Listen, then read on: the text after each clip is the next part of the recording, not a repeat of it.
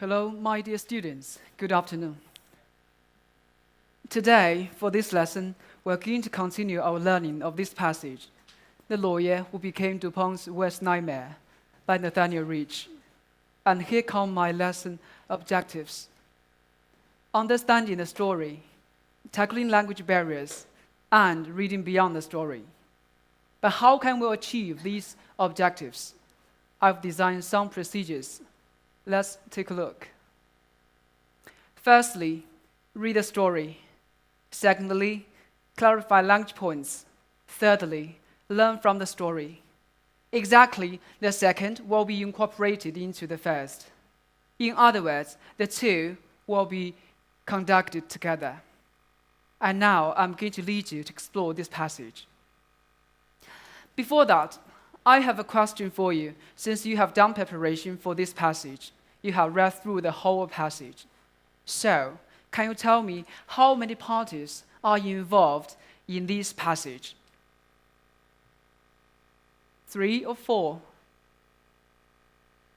Yes, we can see 4. And who are they? We have the first party, the farmer.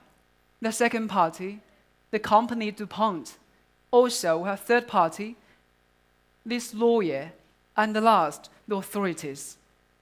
And based on your feedback, the relevant paragraphs that you have found, and also I have checked, are presented in my PPT and also in your handout. And now I'm going to lead you to see what exactly the 4 parties have done or have experienced. Okay, let's get started. Let's see the first party, Wilbur Tennant. He is a cattle farmer. And from the 2 pictures, can you tell me, this person, this farmer, he felt frustrated or happy? Frustrated. Yeah, surely frustrated. And now let's get into it to see why. Also in handout, we can find the relevant paragraphs. Of course, you can just look at my PPT. Let's locate the keywords together. For the first part, in paragraph 1, which in your eyes is the key word? Yes, that's right, dying, dying. And for the second part, he had been spurned. This word means be rejected in a very scornful way. So from the 2 keywords, we know that this farmer, he suffered from the loss of his cattle. Now I have a question for you. Do you know the meaning of this phrase, left and right? Do you have any idea? Okay, I'm going to show you. Normally, left and right, we also say left, right, and center, or we say right and left. Okay, I'm going to show you. I'm standing here, your teacher. This is my left, and this is my right. Here's my front, also my center. When I'm standing here, I could only see my left, my right, and my center, right? So, if I say left, right, and center, it means, yes, that's right, everywhere. So that's the meaning. And now, to consolidate your understanding of this phrase, I'm going to ask you to describe a picture. So can you answer me? What can we see in this picture? Lots of what? People. And where are they? On the beach, that's right. And now I'm going to invite one student to describe this picture in one sentence using this phrase, left and right. So, since I don't know here all the students here, I'm going to invite one student through my description. If you think my description suits you, please answer my question. So, how about a girl student wearing glasses and typically in jeans? So, thank you. There are people on the beach, left and right. So, shall we switch the order?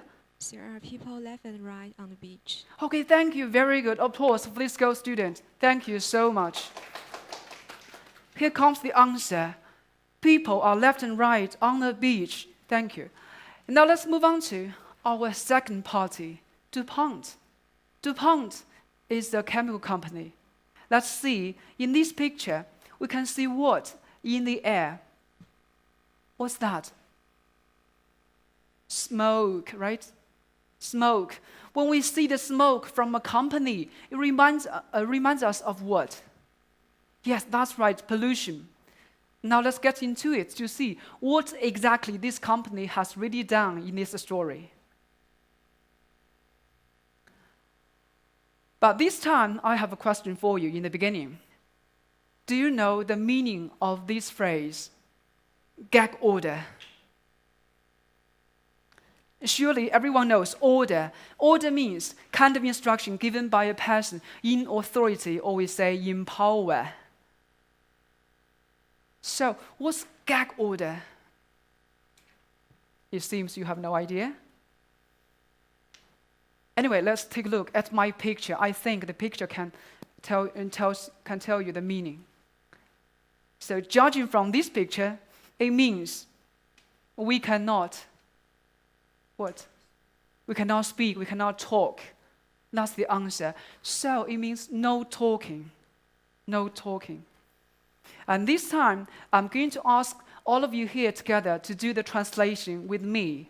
Let's see the Chinese version. Are you ready? Okay, let's get started. The court has issued a gag order that all relevant parties are not allowed to speak to the press. That's the answer. Thank you. You have done a really good job. So let's read it together. The court, here you go. The court has issued a gag order that all relevant parties are prevented from speaking to the press. Thank you. You're really good. Now let's come back. Since we know the difficult words, now I'm going to give you about 30 seconds to read through all these pieces of information. Actually, your handout for the second part, you're going to locate the keywords. Later, I'm going to invite students one by one to report the answers to the whole class. And here you go.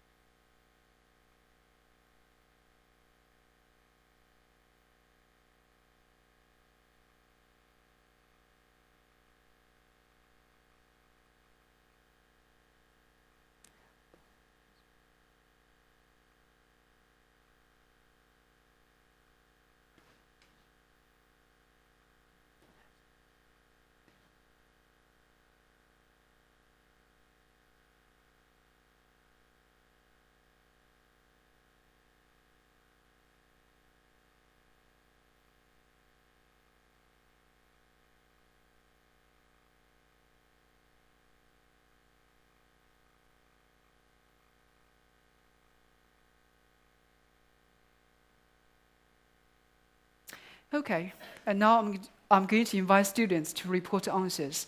So shall we get started from this boy student? Could you please, for the first paragraph 8, what's your answer? So could you please pass the mic to this boy student? DuPont refused. Okay, that's the answer. Thank you. You have done a good job.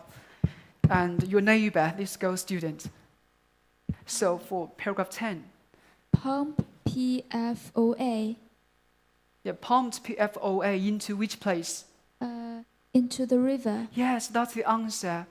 So we see pumped PFOA. PFOA in this passage, it refers to kind of very toxic substance. Yes, into the river. Thank you. Then how about this lady student? Declined to disclose its finding. So can you tell me the meaning here? Declined. Refused. And that's the answer. Thank you very much. Declined means refused. Okay, let's move on to this student. Could you please tell me for the last paragraph here, paragraph 15? DuPont requested a gag order to block the lawyer. Okay, thank you. That's the answer. Let's give warm applause for all those students. Thank you very much for your participation. Thank you. And based on these keywords, we may know that this company, DuPont, has really done something very bad. Specifically, what? Polluting the environment, right? The river of people living nearby, they are affected. And now let's come to our next party. That's Rob Blatt. He is a famous lawyer in America. This is a real story. And can you answer my question? Do you think this lawyer, he would support, or he would support the farmer, or he would support the company DuPont? Yes, support the farmer. Actually, we can get the answer from the title. Let's see, for this passage, it is entitled, "The Lawyer Who Became DuPont's Worst Nightmare." Surely, he couldn't support the DuPont company. All right, let's see how he helped this farmer. And this time, I'm going to invite students to read these paragraphs one by one. And also, after finish your reading, you're going to tell me your keywords.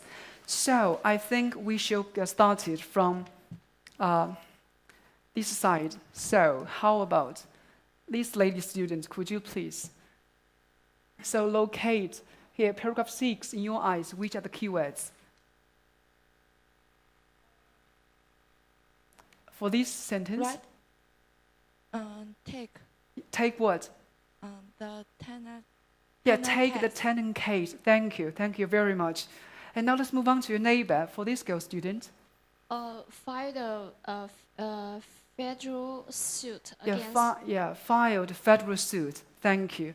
And move on to your neighbor. This boy student, Poring over the documents.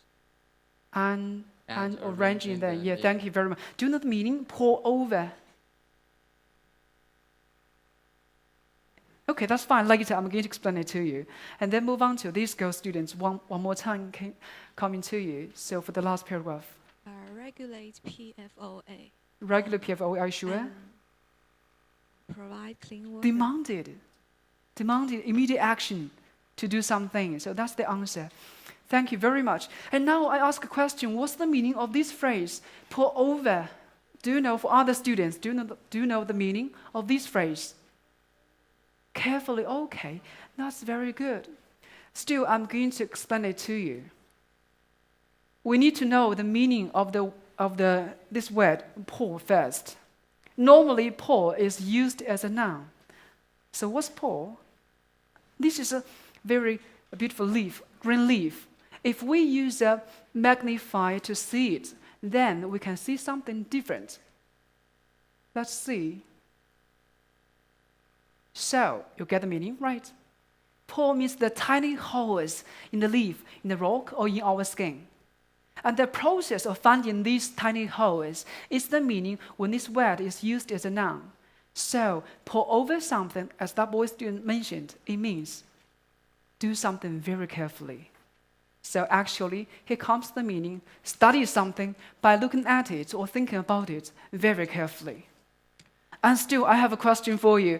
I would like to invite one student to do paraphrase, to paraphrase this sentence segment. Poring over the documents and arranging them in chronological order. So this time, how about the boy student wearing a striped shirt? I think it's your turn. So could you please have a try? Explain it in English and in your own words. The lawyer checked very carefully on the documents and arranged them in order that follows the date. You follow the date in the order of time. Okay, thank you very much for this boy student. You're very good. Applause. Okay. And here comes the answer. Studying the documents very carefully and putting them in the order in which they occurred. Well, since we know all the meanings, and also we have these keywords, and surely we know that this lawyer, he supported the farmer, right? Yes, the farmer. And now let's move on to our last party, authorities. Exactly in this passage, the author mentioned two bodies. And one is the court, the other is the EPA. Let's see, what did authorities do in the passage? And this time, I'm going to ask you to locate the keywords together with me. Let's take out your handout, see your handout for the last part. So let's see page 2, authorities in paragraph 7. So what are the keywords? Yes. Yes, commissioned a study. Commissioned a study. And then move on to paragraph 10. What's that? Was not classified as kind of hazardous substance. That's the answer. And then move on to paragraph 15, very short. Denied the gag order. And let's move on to the last paragraph, which had accused the company. From these keywords, apparently, we know eventually the government, the authorities, supported the farmer, stood on the side of the farmer. However, in the process, it seems the authorities made some kind of mistake, or we say didn't do well enough, even did not classify this kind of very toxic substance into that kind of category. Now, I think you have a much better understanding of the whole story. And now I'm going to ask you to do a blank filling together with me, actually for a summary prepared by me. And still, let's do it together. Weber tenant, a cattle farmer, believed that DuPont was responsible for his cattle. Surely death, that's right. However, his request was accepted or rejected? Yes, rejected. And the lawyer, Rob Billot, took the tenant case. When he was poring over the documents, he found truth that DuPont had been venting what substance? Poisonous, that's right, toxic, poisonous, dangerous, but here, hazardous. PFOA into a river. Nevertheless, DuPont, refused to disclose the truth, and even requested a gag order, no talking at all. After knowing the truth, the federal court denied it, and the EPA, remember? Accused DuPont of concealing of its knowledge of PFOA. As a result, DuPont was severely punished, and it is still facing numerous lawsuits. From this summary, we can say, indeed, this lawyer is a nightmare for this company, DuPont. Well, up to now, we have finished analyzing the whole story. I think you have much understanding. And if we jump off the story, I think, apparently this passage is about what kind of topic? Environmental? Protection, that's right. But how can we protect our environment? So just like the 4 parties mentioned in the story, we all need to work together to hold out our protective hands.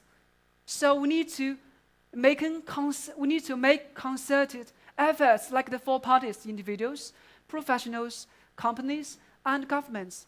Make concerted efforts.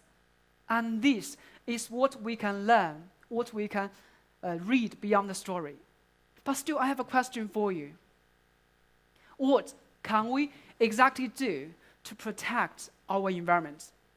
And this will be your writing task. Pay attention to this we. And we can be the different parties.